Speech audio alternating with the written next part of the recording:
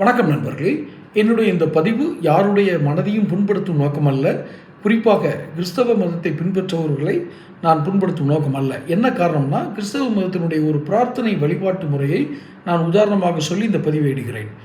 பொதுவாக கிறிஸ்தவர்கள் என்ற அந்த கிறிஸ்தவ மதத்தில் சில பிரிவை சேர்ந்தவர்கள், அந்த மதத்தை பின்பற்றுபவர்களில் சில பிரிவை சேர்ந்தவர்கள் இயேசுவின் மகிமையை, இயேசுவினுடைய அவரை பின்பற்றுவதால் கிடைக்கக்கூடிய நன்மைகளை பேசுவார்கள். ஆனால் அதைவிட அதிகமாக சைத்தானின் கிரியைகள், அதாவது சைத்தான் என்னெல்லாம் வேலை செய்யும், உங்களை எப்படியெல்லாம் ஆக்கிரமித்து கொள்ளும் அப்படிங்கிறத அதிகப்படுத்துவாங்க. அதனால் சைத்தானை எதுக்கிறதுக்காக நீங்கள் இயேசுவை பின்பற்றுங்கள் அப்படிங்கிற துணியில் தான் அந்த பிரசங்கிகள்னு சொல்லுவாங்கள்ல, ப்ரீச்சர்ஸ், அந்த பாஸ்டர்ஸ், அவங்களுடைய பிரசங்கங்கள் இருக்கும்.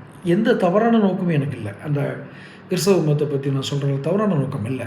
சைத்தானை அதிகமாக ஃபோக்கஸ் பண்ணால் தான் அவங்க இயேசுவை பின்பற்ற ஆரம்பிப்பாங்கன்ற அடிப்படை ஒரு உத்தியை கையாளுகிறார்களோ அப்படிங்கிற ஒரு சந்தேகம்னு சொல்ல மாட்டேன். அப்படி ஒரு ஒரு புலப்பாடு எனக்கு இருக்கிறது. அப்படி நான் அதிகமாக கிறிஸ்தவ ஆலயங்களில் சென்று அந்த வழிபாட்டு முறையை ரசிப்பவன், பின்பற்றுபவன், நல்ல வார்த்தைகளை பின்பற்றுபவன்.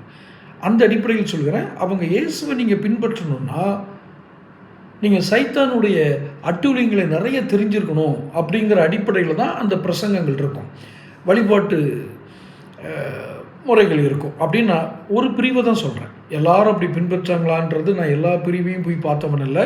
ஆனால் பெரும்பான்மையாக இந்த இதை தான் பின்பற்றப்படும்.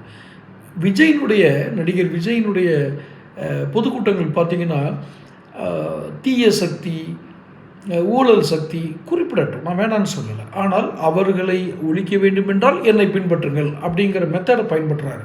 ஒருவேளை அவர் அதிகமாக கிறிஸ்தவ தேவாலயங்களுக்கு சென்று வழிபாட்டு முறையை எடுத்ததனால் அந்த பிரதிபலிப்பு அவருடைய தேர்தல் பரப்புரையிலும் இருக்குதோ என்றதான். சரி தவறுங்கிறதுக்குள்ள நான் போகலை.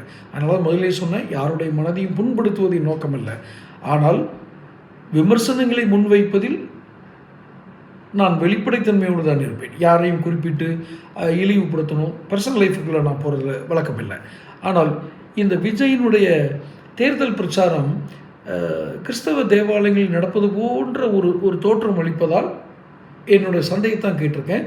இதை புரிஞ்சவங்க அல்லது இதுக்கு விளக்கம் சொல்கிறவங்க கமெண்ட் பாக்ஸில் நாகரிகமாக, திரும்பவும் சொல்கிறேன், நாகரிகமான வார்த்தைகளில் உங்களால் பதிலளிக்க முடியும் என்றால் பதிலளியுங்கள்.